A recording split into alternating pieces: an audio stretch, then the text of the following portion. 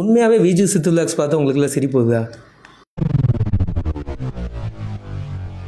இதே கேள்வியை 3 வருஷம் முன்னாடி என் ஃப்ரெண்டுகிட்ட கேட்டேன். அப்போ அவன் சொன்னான், போய் அந்த வீடியோவை மட்டும் பாரு, அப்போ தெரியும் உனக்கு ஏன் பார்க்குறோன்னு அப்படின்னா. நானும் போய் பார்த்தேன். போய் பார்த்தப்போ எனக்கு பெருசாக ஒன்றும் சிரிப்பும் இல்லை, இன்ட்ரெஸ்ட்டாகவும் இல்லை, என்டர்டெயின்மெண்ட்டாக எனக்கு இல்லை. இதில் என்ன இருக்குது அப்படின்னு சொல்லிட்டு நான் விட்டுட்டேன். அப்புறம் பெருசாக பார்க்கல. ஏன் அப்படின்னு கேட்டால், அப்போ நல்லா காலேஜ் ஃப்ரெண்ட்ஸோட ஜாலியாக ஊர் சுற்றிட்டு இருந்தேன். எனக்கு பெருசாக என்டர்டெயின்மெண்ட் எனக்கு தேவைப்படும். எந்நேரமும் யாரோடையாச்சும் இருந்துட்டு ஒரு மாதிரி ஜாலியாக தான் இருந்தேன்.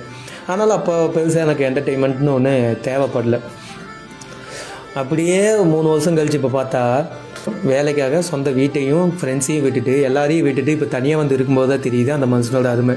இப்போ எந்நேரமும் விஜய் சித்து விலாக்ஸ் மட்டும்தான், அவரோட விலாக்ஸை மட்டும்தான் பார்த்துட்டு இருக்கேன். எதனால் நிறைய பேர் அவரை பார்க்க ஆரம்பிக்கிறோன்னா, அவர் கூட இருக்கிற அந்த ஃப்ரெண்ட்ஸ் நமக்கும் அந்த மாதிரி அமையாதா அப்படிங்கிற ஒரு ஏக்கம். இன்னொன்று அவர் போகிற இடங்கள், நாம்ளும் இந்த மாதிரிலாம் போய் சுற்றி பார்க்கணும் அப்படின்னு. நம்ம அனுபவிக்காதது ஒருத்தர் அனுபவிக்கும் போது நமக்கு ஒரு மாதிரி சந்தோஷம். நேரமும் சூழ்நிலையும் மாறினா பிடிக்காதவங்க கூட பிடிச்சவங்களாம் மாறிடுறாங்க. இந்த தனிமையிலேருந்து நான் தப்பிக்க ஒரே ஒரு ஆதரவு அவர் மட்டும்தான். ஹிஸ்ட்ரியை பார்த்தாவே ஃபுல்லாக விஜய் சித்து. இப்போ கூட என் ஃப்ரெண்டு கேட்டான், ஏன்னா அப்போல்லாம் சிரிப்போலின்னு சொன்னேன், இப்போ என்ன உனக்கு அப்படின்னு. அப்போ எல்லாம் இருந்துச்சு, ஜாலியாக ஆளுனேன் பால்னேன், நல்லா தான் இருந்துச்சு. இப்போது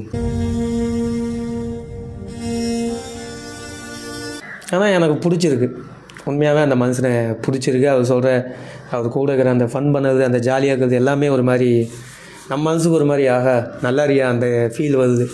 உலகத்திலே ரொம்ப விலை உயர்ந்த பொருள் எது தெரியுமா? பொருள்னு கிடையாது, அது ஒரு மனுஷன்தான், நாம் தான்.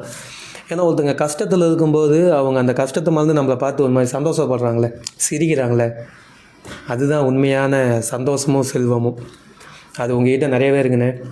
ஸோ எல்லாத்துக்கும் நன்றிண்ணே. I love you.